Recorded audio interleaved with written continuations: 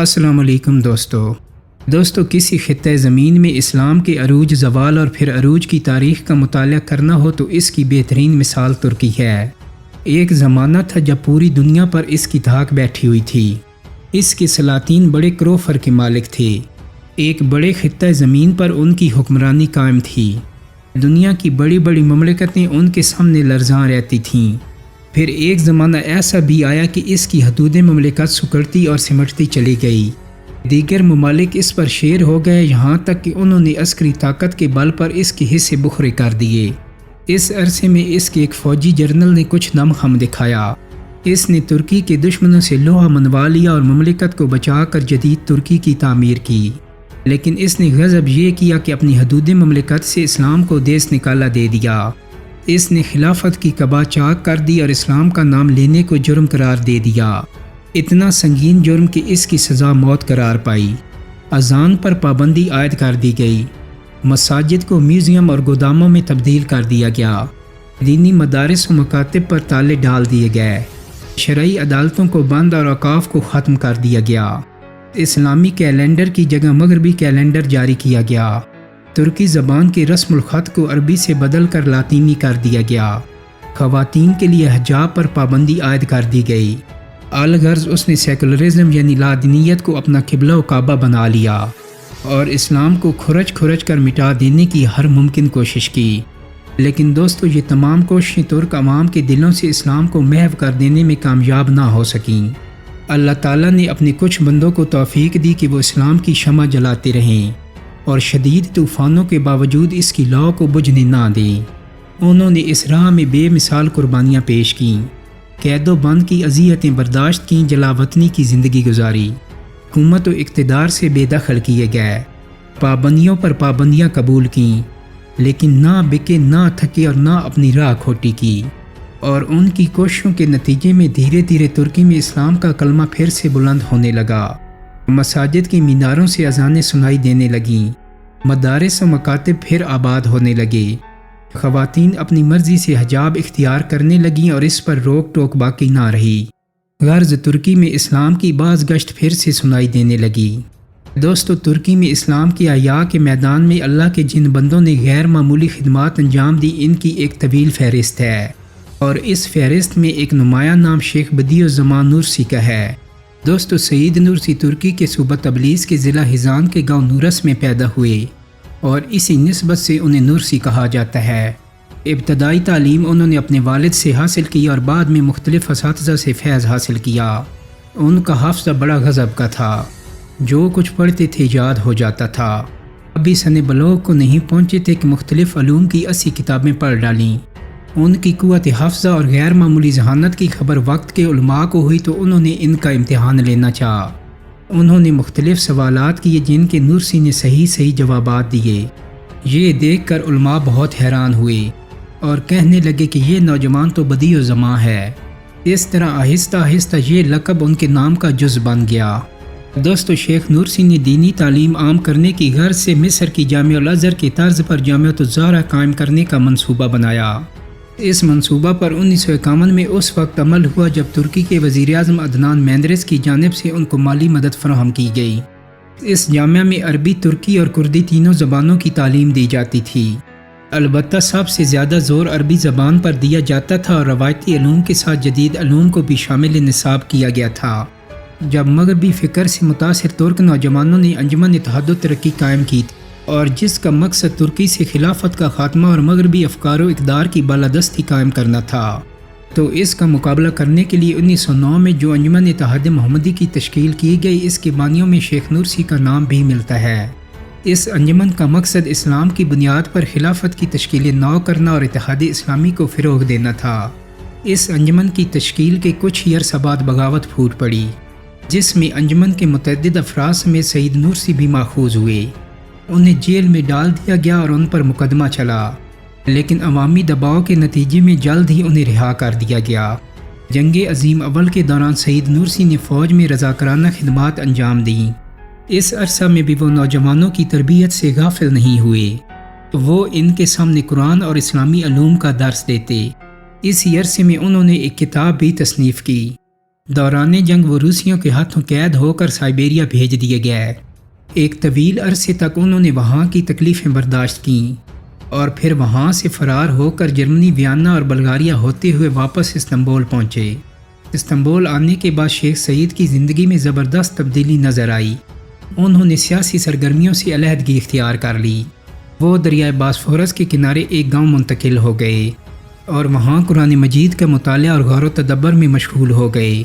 اس کے نتیجے میں انہیں احساس ہوا کہ ان کے اندرون کی تاریکیاں چھٹ گئی ہیں اور قرآن مجید کے نور سے ان کا وجود منور ہو گیا ہے۔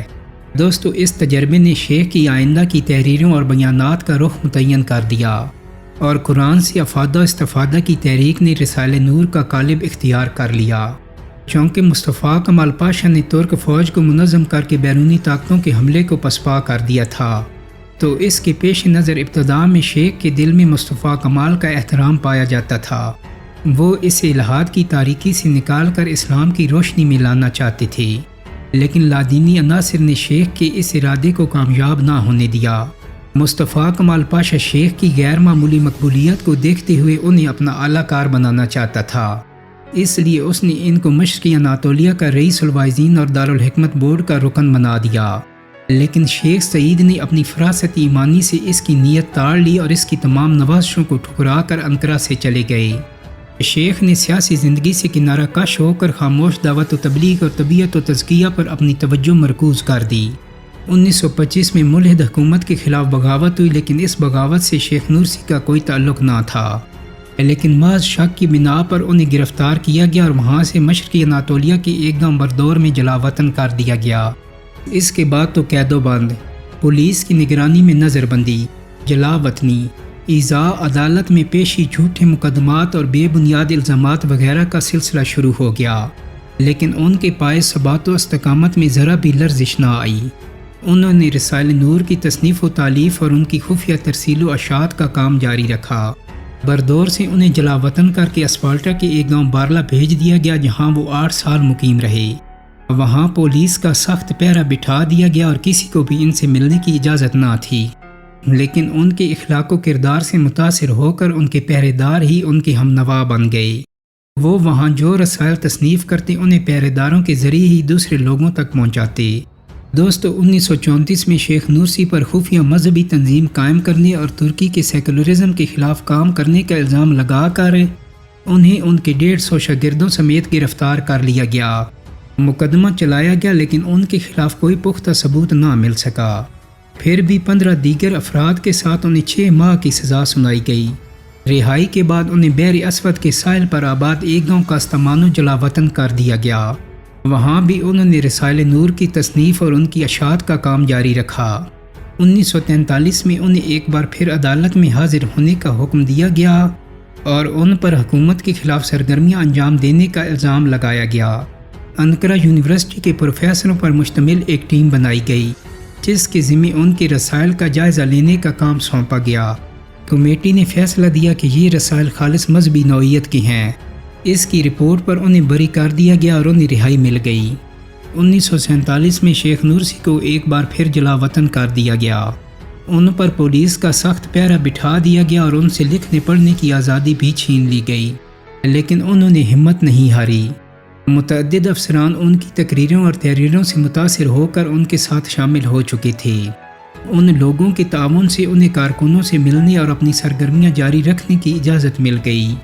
1947 کے اواخر میں ایک بار پھر انہیں عدالت میں طلب کیا گیا اور پرانے الزامات دہرا کر 20 ماہ کی سزا سنائی گئی۔ ترکی کے مختلف مقامات سے شیخ کے ان عقیدت مند کارکنوں کو بھی پابند سلاسل کیا گیا جو رسالہ نور کو تقسیم کرتے تھے۔ عدالت عالیہ نے یہ سزا منسوخ کر دی، لیکن انہیں دوبارہ اسی الزام میں گرفتار کر لیا گیا۔ 2 سال کی نظر بندی کے بعد ستمبر 1949 میں ان کی رہائی ہوئی۔ دوستو، شیخ نورسی نے اب اپنی دعوت کا مرکز مشرقی اناطولیہ کے بجائے دیار بکر کو بنایا۔ اس سے حکومت کی جارحانہ کارروائیوں میں کچھ کمی آئی۔ اس عرصے میں رسالہ نور کی توسیع و اشاعت میں خاصا اضافہ ہو چکا تھا۔ انقرہ اور استنبول کی یونیورسٹیوں کے طلباء میں یہ رسائل بہت مقبول تھے۔ تعلیم یافتہ طبقہ بھی ان کی تعلیمات و افکار سے کافی متعارف ہو چکا تھا۔ 1950 میں عدنان مینڈرس ترکی کے وزیر اعظم بنے تو انہوں نے اسلامی افکار و اقدار کے بارے میں کچھ نرمی کی پالیسی اختیار کی، لیکن پھر بھی شیخ نرسی کی ابتلاء و آزمائش میں کچھ کمی نہ آئی۔ 1952 میں انہیں ان کے رفقا کے ساتھ ایک بار پھر گرفتار کیا گیا اور استنبول میں ان پر مقدمہ چلایا گیا۔ ان پر رسائل نور کی اشاعت اور تقسیم کے ذریعے حکومتی پالیسیوں کی مخالفت کی فردی جرم عائد کر دی گئی۔ عدالت میں جرم ثابت نہ ہو سکا تو انہیں رہا کر دیا گیا، لیکن استنبول چھوڑ کر امیر ڈاک چلے جانے کی ہدایت دی گئی۔ 1953 میں شیخ اسپارٹا منتقل ہو گئے، جہاں انہوں نے زندگی کے باقی ایام گزارے، جہاں ان کے معتقدین کی بھی ایک بڑی تعداد قیام پذیر تھی۔ اب تک رسائل نور کی نقلیں تیار کروا کر انہیں بڑے پیمانے پر عوام میں تقسیم کیا جاتا تھا، لیکن یہاں بعض رسال زیور تباس سے بھی آراستہ ہونے لگے۔ زندگی کے آخری ایام میں بھی پولیس کی طرف سے تفتیش، دھمکی اور جانچ پڑتال جاری رہی۔ مارچ 1960 میں شیخ عرفہ تشریف لے گئے، لیکن وہاں پہنچتے ہی حکومت نے فوراً شہر چھوڑنے اور اسپارٹا واپس جانے کے احکام صادر کر دیے۔ ابھی شیخ عرفہ ہی میں تھے کہ ان کا آخری وقت آن پہنچا اور 1960 کو ان کی وفات ہو گئی۔ دوستو، شیخ نرسی کی رسائل کا مقصد تصنیف یہ تھا کہ عوام کو غلط راہوں پر چلنے سے روکا جائے اور ان کے لیے صحیح سمت سفر کی نشاندہی کی جائے، تاکہ وہ صحیح اور غلط کے درمیان تمیز کر سکیں اور اللہ تعالیٰ کی مرضی کے مطابق زندگی گزار سکیں۔ بعض رسائل نور میں سائنسی ایجادات اور صنعتی ترقیات سے متعلق قرآن مجید کی پیشگوئیوں اور معجزات کا تذکرہ بھی کیا گیا ہے۔ اس طرح شیخ نرسی کی ان رسائل کا مقصد اس پہلو کی جانب توجہ دلانا تھا کہ دور جدید کی ترقیات کی سلسلے میں قرآن مجید سے رہنمائی حاصل کی جا سکتی ہے۔ دوستو، امید کرتا ہوں کہ میری آج کی ویڈیو آپ کو پسند آئی ہوگی۔ اگر ویڈیو اچھی لگی ہے تو اس کو لائک اور شیئر کر دیں۔ میرے چینل کو سبسکرائب کرنے کے ساتھ ساتھ بیل آئیکن کو بھی کلک کر دیں تاکہ آپ کو میری آنے والی مزید ویڈیوز کے نوٹیفیکیشن ملتے رہیں۔ بہت جلد ہی ایک نئی ویڈیو کے ساتھ ملاقات ہوگی۔ اپنا بہت سارا خیال رکھیے گا۔ اللہ حافظ۔